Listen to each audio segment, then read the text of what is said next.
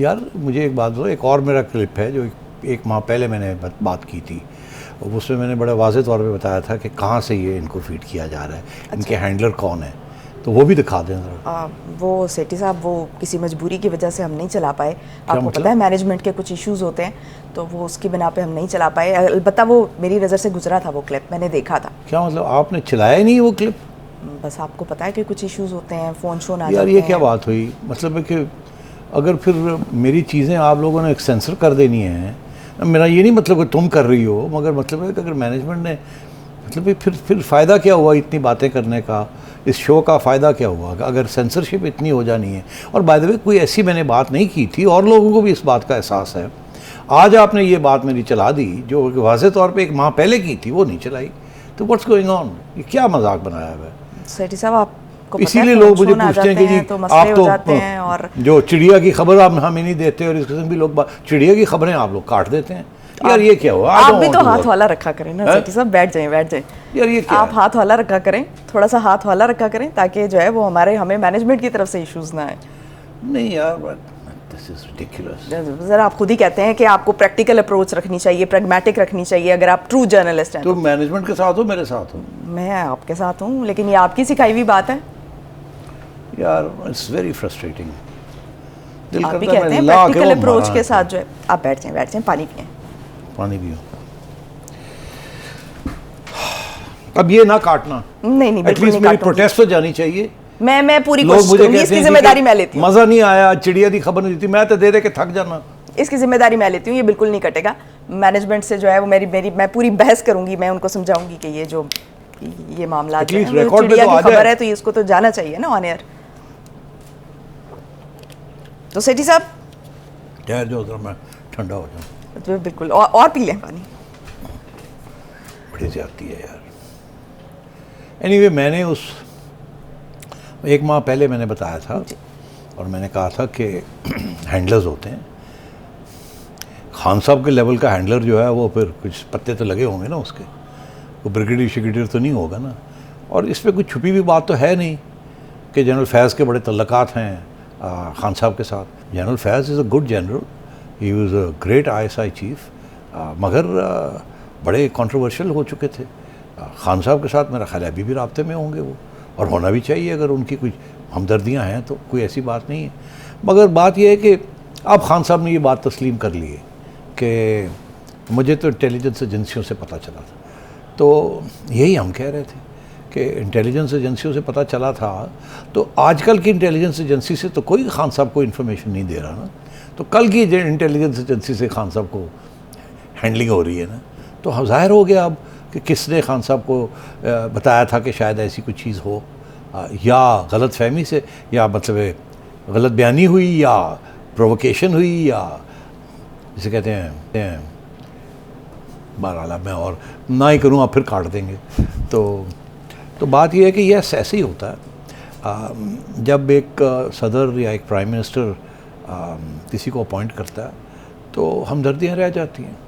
और मेरा ख्याल है 4 साल ISI ने, 4 साल से भी पहले, अब 4 साल से चौथा साल तो होने जा रहा है, 3 साल और उससे 2 साल पहले, 2 साल क्या 2014 से लेके और 2021-22 तक जो इंटेलिजेंस एजेंसी है उनकी तरफ से ये तो इस्टेब्लिश हो चुका है कि खान साहब को बनाया गया, उठाया गया, लड़ाया गया, जिताया गया, और फिर जिताने के बाद सुतून भी बने।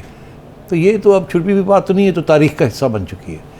मुनासिब नहीं है कि मैं वहाँ की अंदर की बात करूँ, हालांकि पता तो चल ही जाता है। ये वही मीटिंग है जिसका जिक्र आपने कल किया था? जिसका जिक्र मैंने कल किया था कि आज कुछ फैसले होने थे, ये बहुत सी डिस्कशंस होनी थी।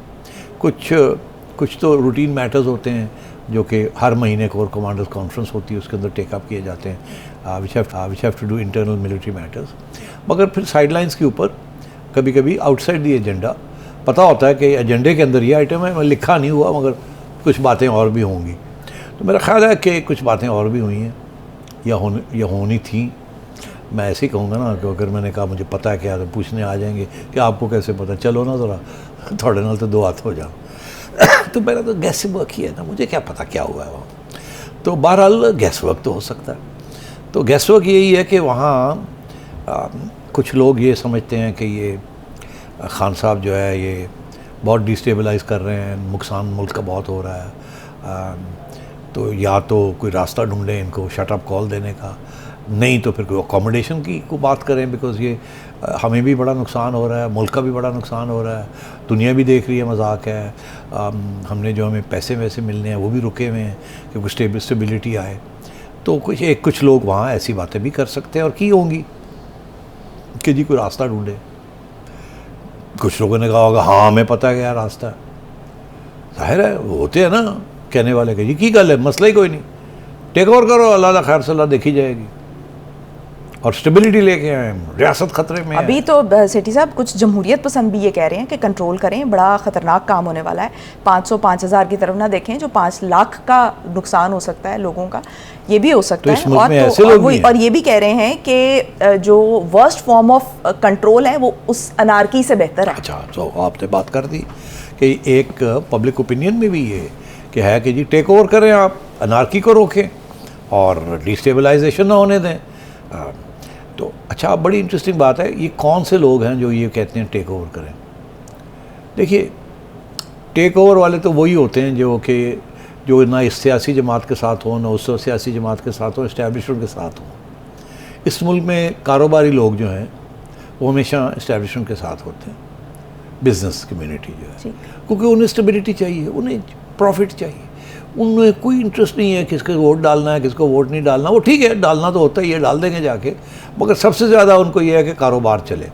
कारोबार स्टेबिलिटी सर्टेनिटी के अंदर चलता है, पता हो कि आगे क्या हो रहा है क्या नहीं हो रहा। इसीलिए जब स्टेबिलिटी आती है तो स्टॉक एक्सचेंज जो है वो चलना शुरू हो जाता है, इंस्टेबिलिटी होती है स्टॉक एक्सचेंज गिरना शुरू हो जाता है, रुपया गिरना शुरू हो जाता है, एंड सो ऑन, डॉलर बढ़ना शुरू हो जाता है। तो इस किस्म के लोग हैं जो हमेशा जब जर्नैलों को मिलते हैं तो कहते हैं टेक ओवर करें जी, ख़त्म करें जी, दोनों को उड़ा के रख दें जी और चलाएं जी 10 साल ज़रा।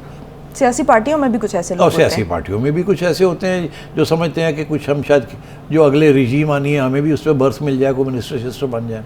मगर आजकल की सियासी जमातों में कम ही लोग हैं ऐसे जो ये कहेंगे कि टेक ओवर कर लें, ये कोई नहीं कहेगा।